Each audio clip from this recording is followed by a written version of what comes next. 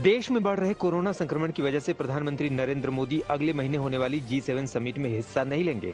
विदेश मंत्रालय की तरफ से इस बात की जानकारी दी गई है। G7 समिट 11 से 13 जून के बीच ब्रिटेन के कार्नवाल में आयोजित होनी है।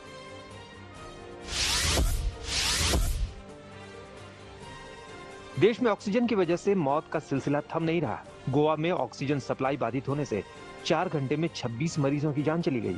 राज्य के स्वास्थ्य मंत्री विश्वजीत राणे ने जांच के आदेश दिए हैं। वहीं हाईकोर्ट आज मामले पर सुनवाई करेगा।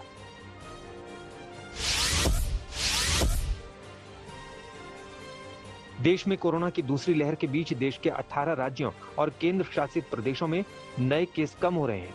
इस वजह से केंद्र सरकार ने नियमों में छूट देना शुरू कर दिया है। सरकार ने टेस्टिंग से जुड़ी शर्तों में कुछ बदलाव किए हैं।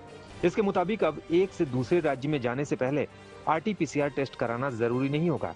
मामले बढ़ने के साथ ही कई राज्यों में अपने यहां आने के लिए कोरोना टेस्ट की नेगेटिव रिपोर्ट जरूरी कर दी थी।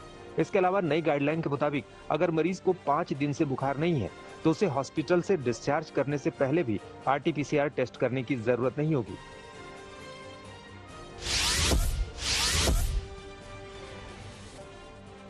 स्वास्थ्य मंत्रालय के मुताबिक देश में 13 राज्यों में 1 लाख से ज्यादा एक्टिव केस हैं। 6 राज्यों में 50,000 से 1 लाख के बीच और 17 राज्यों में 50,000 से कम एक्टिव केस हैं। देश में इस समय पॉजिटिविटी रेट 21% है। 26 राज्यों में पॉजिटिविटी रेट 15% से ज्यादा है। गोवा में ये सबसे ज्यादा 49.6% है। पुडुचेरी, पश्चिम बंगाल, हरियाणा, कर्नाटक और राजस्थान में पॉजिटिविटी रेट 30% से ज्यादा है।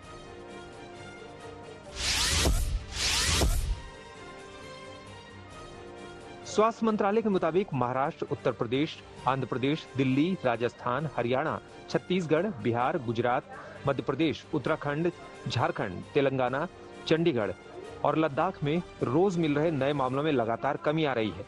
हालांकि कर्नाटक, केरल, तमिलनाडु, पश्चिम बंगाल, ओडिशा, पंजाब, असम, जम्मू कश्मीर, गोवा, हिमाचल प्रदेश, पुडुचेरी, मणिपुर, मेघालय, त्रिपुरा, नागालैंड और अरुणाचल प्रदेश में केस में बढ़ोतरी का ट्रेंड दिखाई दे रहा है।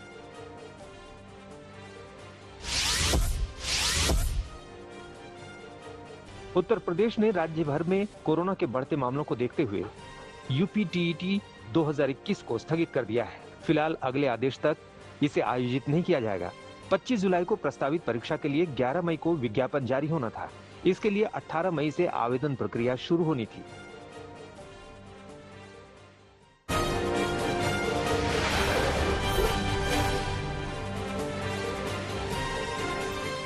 अंडरवर्ल्ड डॉन छोटा राजन ने कोरोना से जंग जीत ली है।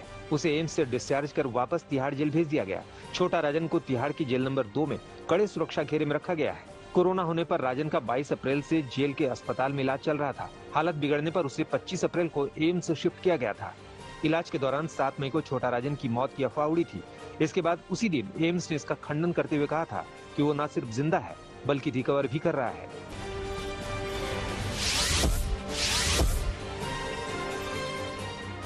देश के कोरोना और वैक्सीनेशन संकट पर सोनिया गांधी की ओर से पूछे गए सवाल पर बीजेपी ने पलटवार किया है। बीजेपी अध्यक्ष JP नड्डा ने सोनिया की 4 पन्नों की चिट्ठी में कोरोना को लेकर नकारात्मक प्रचार करने का आरोप लगाया।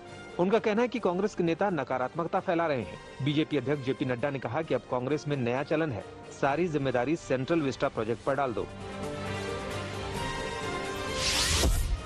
कांग्रेस का नेगेटिव एटीट्यूड है तो आपको सबको दिख ही रहा है। कांग्रेस के जमाने में जिस तरीके की हरकतें हुई, भाजपा वो हरकतें करने को तैयार नहीं है, लेकिन कांग्रेस के कर्मकांड हम भूल गए हैं, ऐसा भी नहीं। बिहार में पूर्व सांसद पप्पू यादव को पटना स्थित मंदिरी आवास से गिरफ्तार कर लिया गया। सुबह उन्हें कोरोना गाइडलाइन तोड़ने के आरोप में पटना पुलिस ने गिरफ्तार किया, तो शाम में मधेपुरा पुलिस ने 32 साल पुराने एक मामले में अपनी हिरासत में ले लिया। इसके बाद पूर्व सांसद ने भोजन त्यागने का ऐलान कर दिया। वहीं सरकार पर जमकर हमला किया। जितना मेहनत आप हमको 9 घंटा रखने में किए हैं, उतना मेहनत यदि आप अस्पतालों को रोकने में कर लिए होते, अस्पतालों को बनाने में और प्राइवेट नर्सिंग होम 10% डॉक्टर को छोड़ के, प्राइवेट नर्सिंग होम छोड़ के 80-90% प्राइवेट नर्सिंग होम, लाखों लाख। आज जो हम गए थे जहां 3 लोगों को मार दिया गया पाटलिपुत्र में, ICN में, CNF में 3 लोगों को, हम वहां गए थे। एक दिनों में 51,000 रुपया गरीबों से लिया जाता है। क्या इनको बेड चार्ज क्या इनको नहीं दिखता? दिल्ली में अरविंद केजरीवाल ने वैक्सीन की कमी को लेकर सवाल खड़े किए हैं। केजरीवाल का कहना है कि वैक्सीन की कमी की वजह से अगले कुछ दिनों में कई सेंटर बंद करने पड़ सकते हैं। ऐसे में सरकार को कई कंपनियों से वैक्सीन बनवानी चाहिए।